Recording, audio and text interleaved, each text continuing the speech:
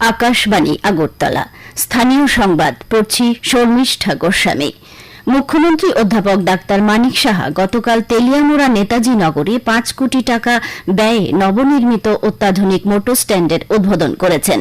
এ উপলক্ষে অনুষ্ঠানে মুখ্যমন্ত্রী বলেন, রাজ্য সরকার শিক্ষা, স্বাস্থ্য, কৃষি থেকে শুরু করে প্রত্যেকটি বিভাগেই পরিকাঠামোর উন্নয়নের জন্য কাজ করছে। খোয়াই জেলায় কি কি উন্নয়নমূলক কাজ হয়েছে তা তিনি বিস্তারিত উল্লেখ করেন। তিনি বলেন, রাজ্য সরকার প্রচুর সংখ্যক সরকারি চাকরি প্রদান করবে। এতদিন বাদে এখানে একটা মোটর স্ট্যান্ড হলো, মানে ভাবা যায় কোনোদিন? অথচ তেলিয়ামুড়ার উপর দিয়ে আমাদের আসা যাওয়া ছিল, সমস্ত মানুষ এসছে, কেউ এই বিষয়ে কোনো নজর দেয়নি। আমাদের সরকার আসার পর আমরা প্রতিটা জিনিস আমরা দেখছি, প্রতিটা ডিপার্টমেন্টে, শুধু স্কুল বিল্ডিং নয়, স্কুলের ভিতরের যে চেহারা সেটাও আমরা পাল্টিয়ে দেওয়ার চেষ্টা করছি। গুণগত মানের শিক্ষা ব্যবস্থা যাতে পায় আমাদের ছেলেমেয়েরা, তার দিকেও আমরা নজর রাখছি।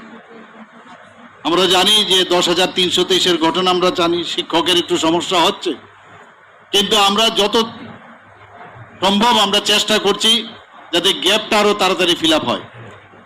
এবং ভালো ভালো টিচাররা এখন আসছে, আমাদের টিচার্স রিক্রুটমেন্টের বোর্ডের মাধ্যমে প্রচুর টিচার্স আমাদের রিক্রুটমেন্ট হচ্ছে। এই অনুষ্ঠান থেকে মুখ্যমন্ত্রী ভার্চুয়ালভাবে তেলিয়ামুড়া ইংলিশ মিডিয়াম দ্বাদশ শ্রেণী বিদ্যালয়, মুঙ্গিয়াকামী দ্বাদশ শ্রেণী বিদ্যালয় ও কবি নজরুল বিদ্যামন্দির দ্বাদশ শ্রেণী বিদ্যালয়ের নবনির্মিত পাকা বাড়ির উদ্বোধন করেন। উপস্থিত ছিলেন জনজাতি কল্যাণ মন্ত্রী বিকাশ দেববর্মা, পর্যটন মন্ত্রী সুশান্ত চৌধুরী, বিধানসভার মুখ্য সচেতক বিধায়িকা কল্যাণী সাহা রায় ও খোয়াই জেলার জেলা সভাধিনেত্রী অপর্ণা সিনহা রায় প্রমুখ। এদিকে মুখ্যমন্ত্রী গতকাল কল্যাণপুর দ্বাদশ শ্রেণী বিদ্যালয় নতুন পাকাবাড়ি উদ্বোধন করেন। সেই অনুষ্ঠান থেকে তিনি ভার্চুয়ালভাবে রামচন্দ্রঘাটের বীরচন্দ্রপুর দ্বাদশ শ্রেণী বিদ্যালয়ের পাকাবাড়ির উদ্বোধন করেন। উপস্থিত ছিলেন বিধায়ক পিনাকি দাস চৌধুরী, রঞ্জিত দেববর্মা, খোয়াই জেলার জেলা শাসক রজত পন্থ প্রমুখ। রাজ্যপাল ইন্দ্রসেনা রেড্ডি নাল্লু বলেছেন, ত্রিপুরা দক্ষিণ পূর্ব এশিয়ার প্রবেশদ্বার হয়ে উঠেছে। গতকাল আগরতলায় আসাম রাইফেলস আয়োজিত ২০৩০ সালের উত্তর পূর্ব ভারতের সম্ভাবনা এবং সমস্যা শীর্ষক এক সম্মেলনে বক্তব্য রাখতে গিয়ে তিনি একথা বলেন। তিনি বলেন, ত্রিপুরায় কৃষি ও পর্যটন ক্ষেত্রে উন্নয়নের মাধ্যমে কর্মসংস্থানের সুযোগ বাড়ছে। উত্তর পূর্ব ভারতের সার্বিক উন্নয়নের জন্য রাজ্যগুলির জৈব বৈচিত্র্য, প্রাকৃতিক সম্পদ, বৈচিত্র্যময় আদিবাসী সম্প্রদায় এবং সাংস্কৃতিক বৈচিত্র্যের বিভিন্ন দিক তুলে ধরেন তিনি। প্রধানমন্ত্রী নরেন্দ্র মোদী গতকাল বারাণসীর মেহেদিগঞ্জে ৩,৮৮৪ কোটি টাকারও বেশি মূল্যের ৪৪টি প্রকল্পের উদ্বোধন ও ভিত্তিপ্রস্তর স্থাপন করেন। এই প্রকল্পগুলির মধ্যে রয়েছে সড়ক পরিকাঠামো, বিদ্যুৎ, শিক্ষা এবং পর্যটনের উন্নয়ন। পরে একটি জনসভায় তিনি শহরের দ্রুত উন্নয়নের কথা তুলে ধরে বলেন, কাশী এবং কেবল প্রাচীনত্বের প্রতীক নয়, বরং অগ্রগতির একটি মডেল হিসেবে আবির্ভূত হয়েছে। তিনি আরো বলেন, আয়ুষ্মান ভারত যোজনা সাধারণ মানুষের জন্য আশীর্বাদের চেয়ে কম নয়। বিদ্যুৎ মন্ত্রী রতনলাল নাথ বলেছেন, রাজ্য সরকার রাজ্যের সব অংশের মানুষকে বিভিন্ন বিষয়ে দক্ষ করে তুলতে প্রশিক্ষণের ব্যবস্থা করছে। প্রশিক্ষণের পর স্বাবলম্বী হবার জন্য ঋণ প্রদান করা হচ্ছে।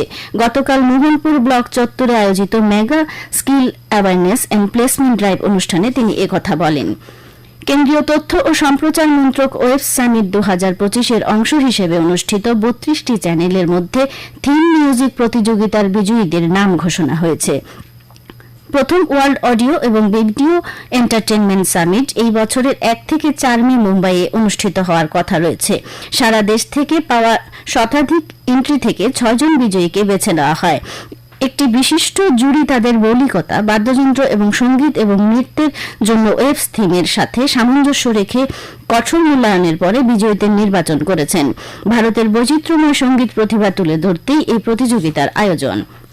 বিলোনিয়ার সার্কিট হাউসে গতকাল এক সভার মধ্য দিয়ে দক্ষিণ ত্রিপুরা জেলা পরিষদের ২০২৪-২৫ অর্থ বছরের কার্যক্রমের খতিয়ান ও ২০২৫-২৬ অর্থ বছরের কর্মপরিকল্পনা নিয়ে একটি পুস্তিকা প্রকাশিত হয়। দক্ষিণ জেলা পরিষদের সভাধিপতি দীপক দত্ত পুস্তকটি প্রকাশ করেন। সভায় দক্ষিণ জেলা পরিষদের সদস্যগণ, জেলার ৭টি ব্লকের পঞ্চায়েত সমিতির চেয়ারম্যানগণ ও বিভিন্ন দপ্তরের আধিকারিকরা উপস্থিত ছিলেন। আকাশবাণী আগরতলা থেকে উজ্জয়ন্ত এফএম চ্যানেল পুনরায় চালু করা হবে।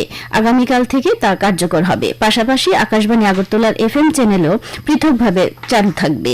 ঊর্ধ্বতন কর্তৃপক্ষের নির্দেশেই এই সিদ্ধান্ত নেওয়া হয়েছে। ভারতীয় ক্রিকেট কন্ট্রোল বোর্ডের সিদ্ধান্ত অনুযায়ী ত্রিপুরা ক্রিকেট অ্যাসোসিয়েশনের পরিচালনায় আগরতলায় স্বামী বিবেকানন্দ ময়দানে আজ থেকে দুদিনের ফ্যান ক্লাব পার্কের আয়োজন করা হবে। গতকাল আগরতলায় সাংবাদিক সম্মেলনে টিসিএর সভাপতি তপন রথ একথা জানান। তিনি জানান, এই ফ্যান পার্কে আজ ও আগামীকাল দুদিন বড় পর্দায় আইপিএল এর মোট 4টি ম্যাচ দেখানো হবে। আজ দুপুর পর্যন্ত আবহাওয়ার পূর্বাভাসে বলা হয়েছে, আকাশ অংশত মেঘলা থাকবে, বজ্রবিদ্যুৎ সহ হালকা থেকে মাঝারি ধরনের বৃষ্টিপাত হতে পারে, সঙ্গে দমকা হাওয়াও বয়ে যেতে পারে। রাজ্যের উত্তর জেলা, ঊনকোটি ও ধলাই জেলার কোথাও কোথাও বজ্রবিদ্যুৎ সহ বিক্ষিপ্তভাবে বৃষ্টিপাত এবং সেই সঙ্গে ঘন্টায় 30 থেকে 40 কিলোমিটার বেগে ঝড়ো বা দমকা হাওয়া বয়ে যাওয়ার সতর্কবার্তা দেওয়া হয়েছে। আগরতলায় আজ ভোরে সর্বনিম্ন তাপমাত্রা ছিল 25.4 ডিগ্রি সেলসিয়াস। দিনে সর্বোচ্চ তাপমাত্রা থাকবে 36 ডিগ্রির কাছাকাছি। পরবর্তী বাংলা স্থানীয় সংবাদ প্রচারিত হবে আজ সন্ধ্যা 7:55 মিনিটে। এখনকার মতো স্থানীয় সংবাদ এখানেই শেষ হলো।